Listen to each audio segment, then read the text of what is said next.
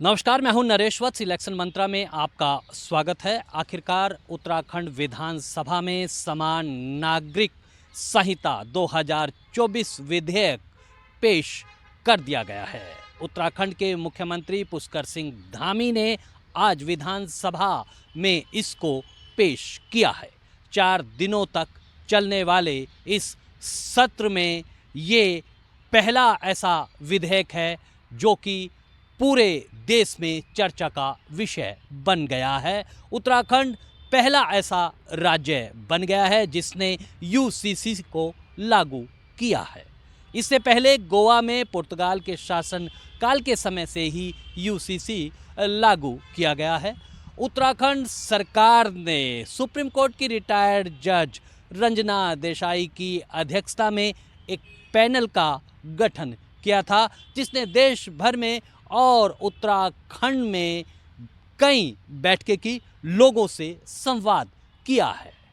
उत्तराखंड समान नागरिक विधेयक की खास बातें ये हैं कि लड़के की उम्र विवाह के लिए 21 साल और लड़की की 18 साल की रखी गई है। विवाह किसी भी धर्म रीति रिवाज से हो उसको सरकार में पंजीकरण करना अनिवार्य होगा। माना ये जा रहा है कि आने वाले समय में समान नागरिक संहिता कानून को पूरे देश में भी लागू किया जाएगा। इस पूरे विधेयक का स्वागत किया जा रहा है और ये चर्चा का विषय बन रहा है कि एक देश एक कानून एक विधान होना चाहिए।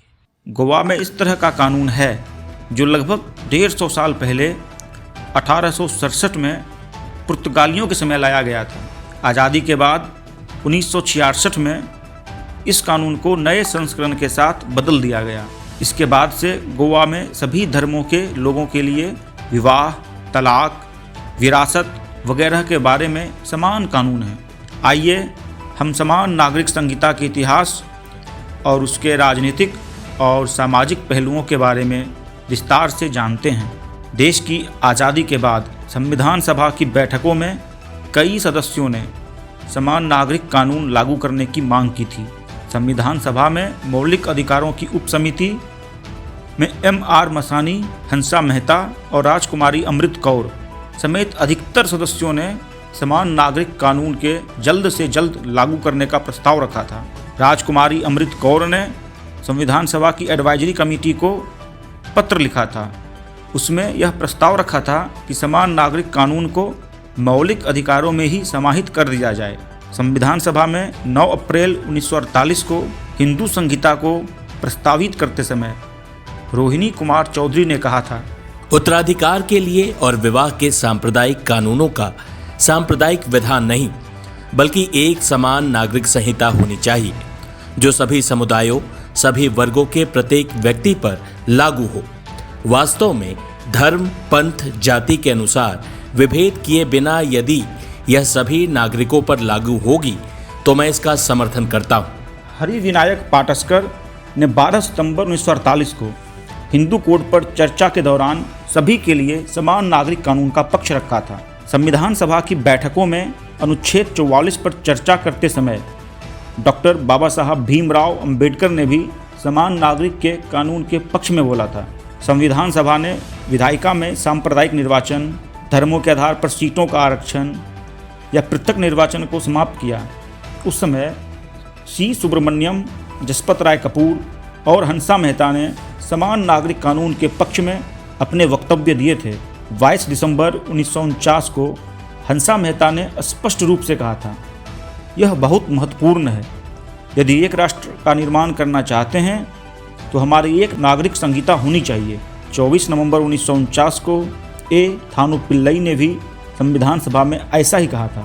संविधान सभा में 14 दिसंबर 1949 को हिंदू कोड पर चर्चा करते हुए V.I. मुनिस्वामी पिल्लई ने भी इस पर जोर दिया था। प्रोविजनल पार्लियामेंट में जब हिंदू कोड पर चर्चा हुई तब भी 5 फरवरी 1951 को कई सदस्यों ने समान नागरिक कानून के पक्ष में अपने मत दिए थे।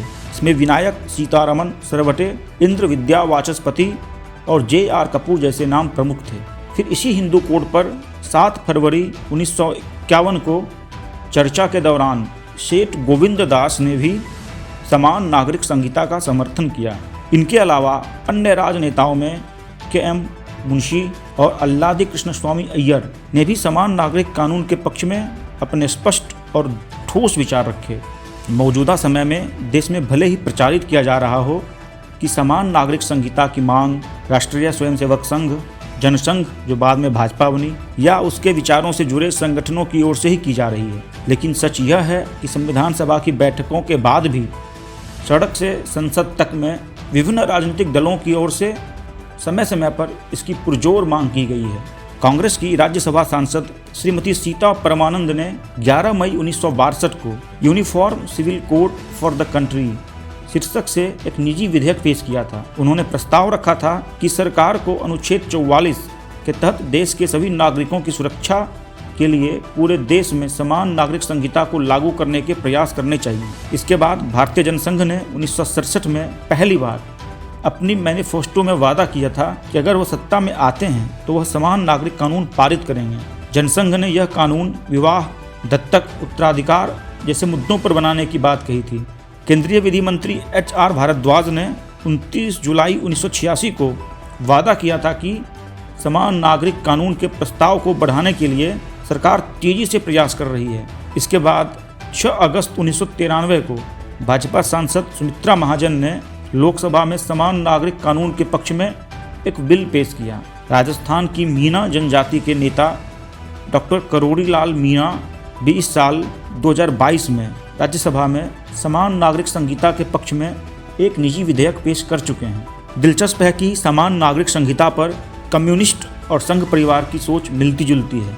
महाराष्ट्र के मुख्यमंत्री शरद पवार तब कांग्रेस में थे, ने 14 मई 1993 को केंद्रीय गृह मंत्री S.D. चौहान को पत्र लिखा। पत्र में कहा कि राज्य की विधान परिषद समान नागरिक कानून के पक्ष में है। वहीं 4 अगस्त 1995 को कम्युनिस्ट पार्टी ऑफ इंडिया मार्क्सवादी के महासचिव हरकिशन सिंह सुरजीत ने कहा था कि उनका राजनीतिक दल समान नागरिक संहिता का समर्थन करता है। साल 1995 में ही राष्ट्रीय स्वयंसेवक संघ की अखिल भारतीय कार्यकारी मंडल ने समान नागरिक संहिता के पक्ष में प्रस्ताव पारित किया था। इसके बाद 10 जनवरी 2000 को अहमदाबाद में आयोजित संकल्प शिविर में राष्ट्रीय स्वयंसेवक संघ के सरकार्यवाह जनरल सेक्रेटरी H.V. शेषाद्री ने कहा था कि समान नागरिक संहिता के संदर्भ में उच्चतम न्यायालय के फैसलों को लागू करना चाहिए। भाजपा ने साल 1996, 1998, 2004 और 2009 के लोकसभा चुनाव के दौरान अपने मैनिफेस्टो में भी समान नागरिक कानून के बारे में एक राय बनाने और उसे लागू करने के वादे किए थे। तो आज के लिए बस इतना ही और आप बने रहें इलेक्शन मंत्रा के साथ।